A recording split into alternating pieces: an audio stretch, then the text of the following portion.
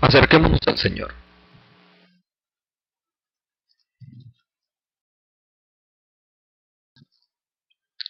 Hebreos 10:23.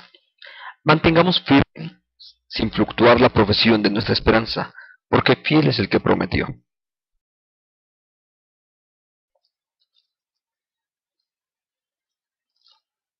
La plenitud de la fe y la esperanza son dos disposiciones que marcan precisamente el corazón sincero. Es el hecho de que no tenemos nada que hacer en nosotros y que Dios es el que tiene que hacer todo por nosotros. El que hace que nuestra actitud entera sea el de esperar para recibir aquello que es Dios el que nos tiene que dar. De ello, hemos tratado de derivar en este estudio cuatro grandes deberes a los que somos llamados. Esos cuatro deberes tienen que ver precisamente con el acercarnos, con mantener la esperanza hasta el fin, y la idea es que abundemos en la esperanza por medio del Espíritu Santo. Es importante que nos demos cuenta de el lugar que ocupa el Espíritu Santo en nuestra vida y que nuestra vida depende enteramente de la presencia del Espíritu Santo cuando Él reside en nosotros. Para esta vida de esperanza, esta vida de fe, necesitamos estar llenos del Espíritu de Dios, bajo la acción inmediata y continua de Él. Ni un momento podemos permanecer en el lugar santísimo si no es por el Espíritu Santo que está en medio de nosotros. Ni un momento podemos dejar de estar nosotros en el lugar santísimo, estando también en la presencia del Espíritu. Entonces, abundemos en esta esperanza y en el poder que el Espíritu Santo da a la vida de cada uno de los que hemos creído en Jesucristo.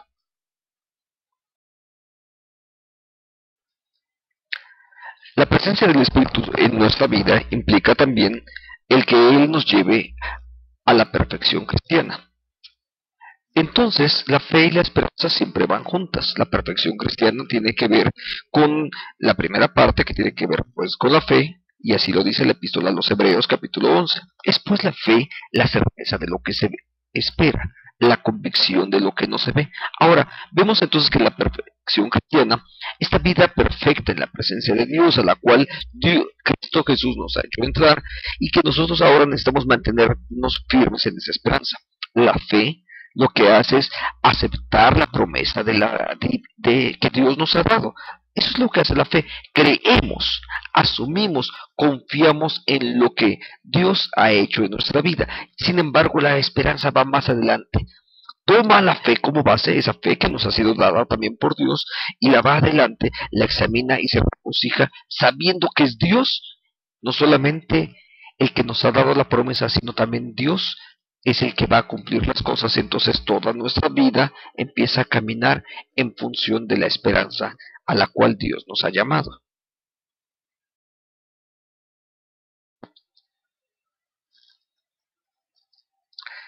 Eso significa entonces, primero, que nos acerquemos con plenitud de fe. Ese es el primer paso que tenemos que dar.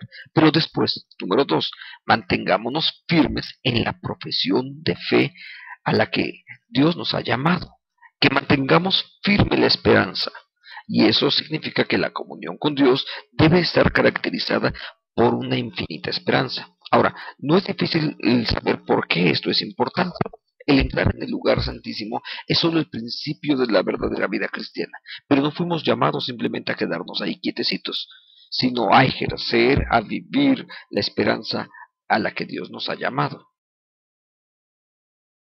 Y es que Dios sigue actuando. Dios no ha terminado su obra. Él constantemente está trabajando en nuestra vida. Entonces, en el pasado tiempo con Dios, al ir pasando tiempo con Dios, Él empieza a obrar en nuestras vidas.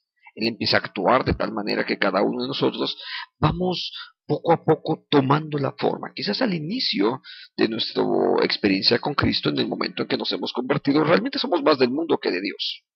Pero Dios nos ha tomado ya, y a partir de ese momento Dios empieza a ir prefigurando la forma que deberíamos de tener, y Él lo va a ir haciendo paso a paso.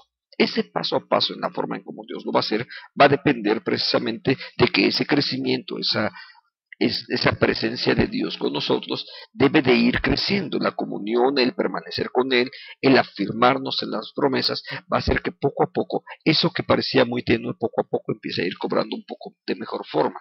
Y en el momento en que vas avanzando en Cristo Jesús, al pasar también el tiempo, al pasar tiempo con Dios, vas a ir adquiriendo cada vez más y más la forma que Dios quiere darte. Porque la Biblia dice esto: estando persuadidos de esto, que el que comenzó en vosotros la buena obra, la perfeccionará hasta el día de Jesucristo. Allí la santidad de Dios nos cubre y asimilamos esta santidad en nuestra vida y, por supuesto, en nuestro carácter. Esa vida de comunión es a la que nosotros fuimos llamados.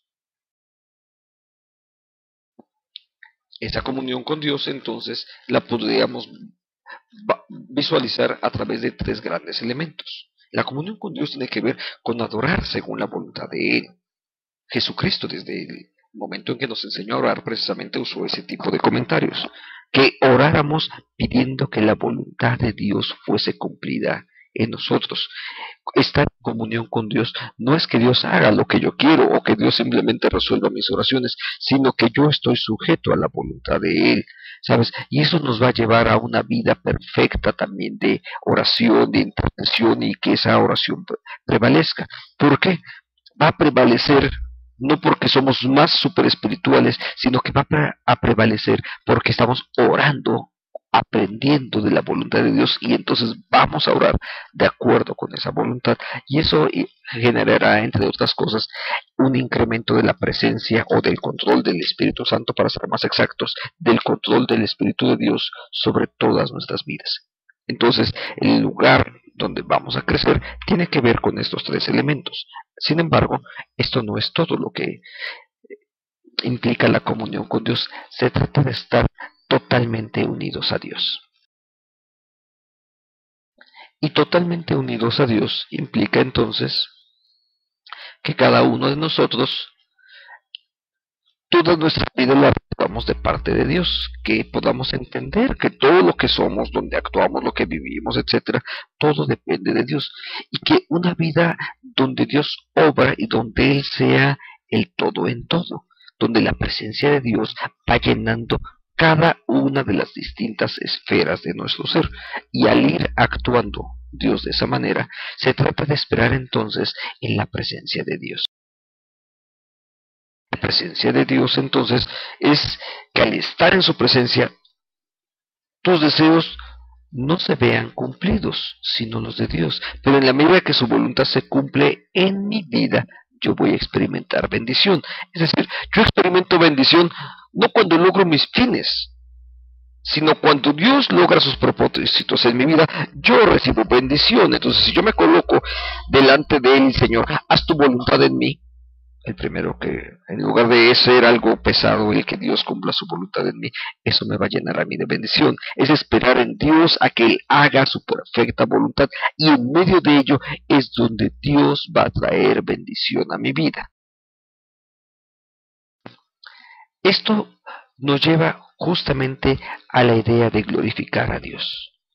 La idea de glorificar a Dios, por supuesto, no tiene que ver simplemente con cantar. Se trata de que al glorificar a Dios, y una forma de cómo yo glorifico a Dios es cuando lo que decimos se vuelve más claro y más real, y confesamos y decimos, y eso es muy importante, porque cuando yo me busco mantenerme sin fluctuar en cuanto a mi profesión de fe, cuando yo actúo conforme al proyecto de Dios y estoy glorificándole, cuando las cosas que yo hago, lo que mis manos pueden desarrollar, y entonces digo, a ver, estas manos que pueden hacer, y cuando estas manos están ahí para darle la gloria a Dios, cuando mis talentos, los talentos que Dios ha puesto en mi vida, los pongo al servicio de Dios, Dios es glorificado. Y entonces, cuando estoy haciendo todo eso, de verdad que Dios se vuelve más real, y no solamente para nosotros, sino también para la gente que está en el derredor de nosotros. Así entonces, hemos de confesar y dar expresión a nuestra fe al profesarla, al confesarla y al afirmar la esperanza. Por eso es que nuestra fe, en ese sentido, y la esperanza, se vuelve cada vez más clara. Se trata de glorificar a Dios, y eso va a ayudar y animar a los que nos rodean. Hace que no solamente Dios ya lo conoce, sino que incluso la idea de glorificar a Dios hace que también los hombres y nosotros mismos veamos a qué nos hemos comprometido. Piensa hasta en el ejemplo más pequeño. Si tú llegas a tiempo y dices, Señor, aquí estoy para adorar, tu sola presencia ya le está comunicando a la gente que está en el derredor de ese lugar de adoración que para ti eso es importante, que tú estás comprometido. Si se trata, por ejemplo, de un espacio de servicio al que fuimos convocados y tú inmediatamente respondes, Señor, aquí estoy, eso sirve de testimonio para ti y para los demás. Y entonces todo el mundo puede observar que tenemos un claro compromiso con Dios. Quizás en un restaurante de pronto hay mucha gente y en medio de eso no importa. Tú de pronto te agachas y haces una oración a mitad del restaurante. No es para exhibirte ante nadie, es para mantener tu comunión con Dios, pero eso también sirve de testimonio para que las otras personas vean que ahí hay un hombre que tiene un compromiso con Dios. Por supuesto que si yo te veo orar en un restaurante y después yo espero que te trates con dignidad a cada uno de los meseros que te está atendiendo, ¿no? Porque ese es un compromiso que yo estoy guardando con Dios, no solamente por mi oración, sino en la forma de cómo. Se trata entonces de profesar nuestra esperanza sin vacilación, porque fiel es el que prometió. Y cuando hablamos de profesar, también entra una faceta donde tenemos que hablar, donde tenemos que comunicarlo a los demás. Tenemos que decirles en qué hemos creído y de que creemos y afirmarlo aún contra toda esperanza, dice el apóstol Pablo en la epístola a los Romanos, porque Dios así va a actuar. Se trata de estar cada uno de nosotros unidos a las promesas de Dios. Y es que la unidad en las promesas de Dios presupone que Cristo une su promesa al Dios inmutable. Dios y uno, dice, porque no teniendo por quién jurar más. Dios usó precisamente a Cristo, que se usa a sí mismo como el criterio a través del cual se debe de jurar. Entonces, Jesucristo, al hacerlo, Él se compromete a sí mismo. Porque cuando Dios hizo la promesa a Abraham, dice Hebreos capítulo 6:13, no pudiendo jurar por otro mayor, juró por sí mismo. Verso 15, y habiendo esperado con paciencia, Abraham alcanzó la promesa. El capítulo 10, verso 36 de la epístola de los Hebreos dice, porque es necesaria nuestra paciencia para que habiendo hecho la voluntad de Dios, obtengamos entonces nosotros. Y la idea de todo esto tiene que ver con estar en su presencia. Y estar en su presencia significa, entre tantas cosas, para que Dios obre directa y continuamente en nosotros la vida que hemos de vivir. Intencionalmente usé una figura que tiene que ver con un alfarero que está dándole forma a una vasija. Dios tiene que hacer eso en nosotros. Dios tiene que hacerlo de tal manera que la presencia de Dios sea viva en cada uno de nosotros. Estamos en ese lugar apropiado, donde en el banco del alfarero, donde es Dios el que nos está dando forma, en el espíritu apropiado también para honrar a Dios. Y esto significa que Dios obre en nuestra vida, como también obró en la vida de Jesucristo.